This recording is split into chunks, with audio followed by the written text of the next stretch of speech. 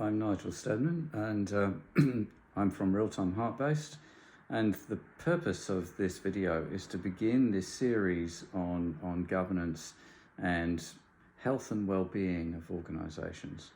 And in the first video, I introduced some of the issues and also perhaps looked at some of the benefits of moving towards a different way, and also maybe some of the issues that you as a CEO or a board may already be facing. So in this video, I thought we'd just look at incentives. In Australia at the moment, incentives have become quite a bit of a headline with an airline and some other organisations maybe not realising full benefit from the incentives schemes that have been created. So I thought if we look at that, we can ask some questions. For example, how are the incentives set? If they exist at all, are they transparent? Are they public? Or are they secret or private?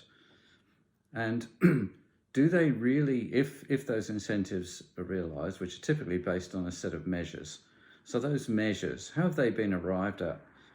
Have they been arrived at from really looking at those factors that really determine the health and well-being of an organisation? Or are they a bit too narrow, or are they narrow? Perhaps they only look at share price if you're a public listed company, or profit, which of course is an important measure. But those measures don't necessarily indicate sustainability or long-term viability or growth or any of the other factors that may actually determine health and well-being. So it may well be that before laying down some measures, some KPIs, it might well be worth assessing what really does determine the health and well-being of an organisation, including its people. So, for example, in one case, an organisation has set a fairly, what I would suggest is a narrow band of KPIs. And of course, the KPIs then govern behaviour. When someone is being measured and rewarded on a set of measures, that can become the focus, and only that focus.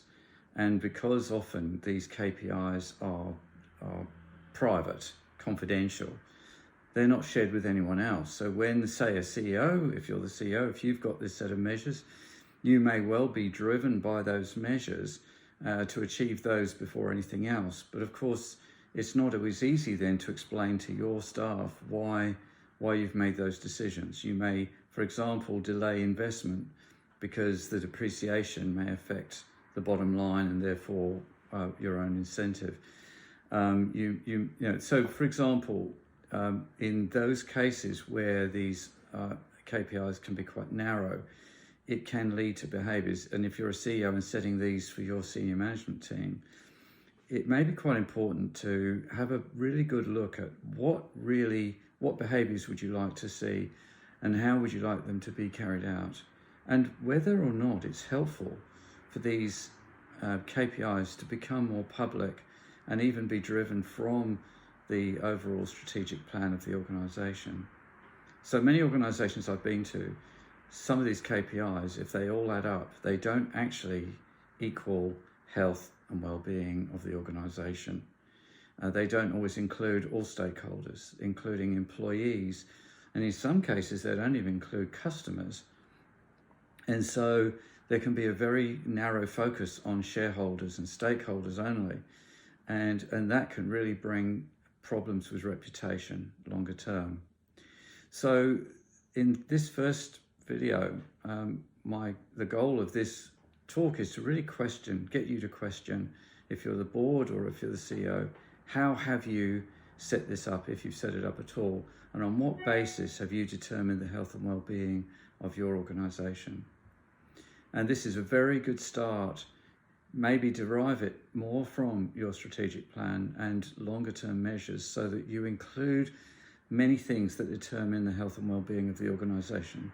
Just as if you only set for a body the temperature of the body and nothing else, it wouldn't necessarily mean that that person is healthy. They could have other issues that may not mean they're going to live very long.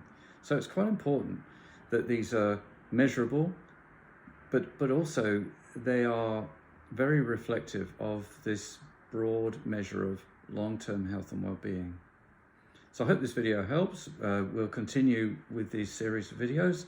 My name is Nigel Stedman. If you have issues yourself with measuring health and well-being and setting KPIs and incentives, you can contact me directly. My contact details will be at the end, and I'm very happy to help and work with you and collaborate towards a more dynamic and meaningful shift. Thank you.